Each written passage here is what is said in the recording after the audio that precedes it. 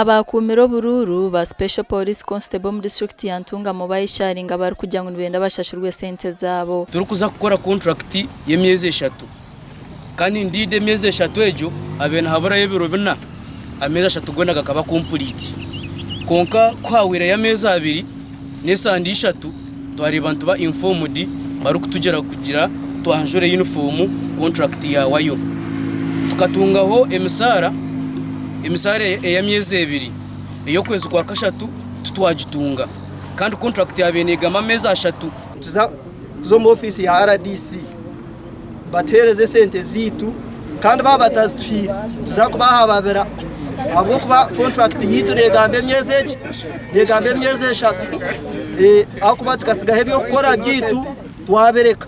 Aba baba bakwasire pande biriho kwetombwitwa kwabo kandi bwanyuma yo kugamba n'abanyamakuru batambura kutwara inshonga z'aba office ya RDC bit police yabaremesa.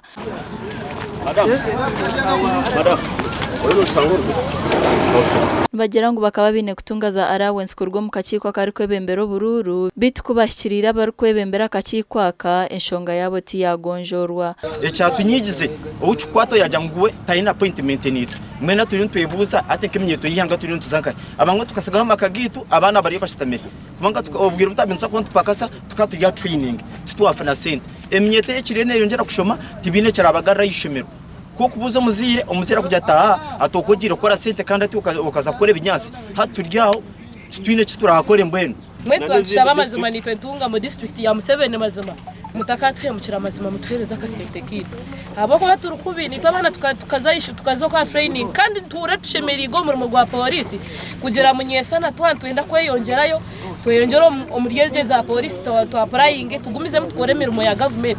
Twagamba no rukora kaciko kebyo burura bwa district ya Ntunga Masimu. All constables have been paid. They have paid the first round, the second round, and this week they are paying the third round. Those people that have missed are people who did not send numbers registered in their names. Okay. So those payments have bounced and they will be corrected after all rounds of payments are made. And every round has been paid separately. They paid for presidential and parliamentary. Last week they paid for LOC 5. Okay. This week they are going to pay for LOC 3. They are going to everywhere making noise, yet they never submitted the right particulars.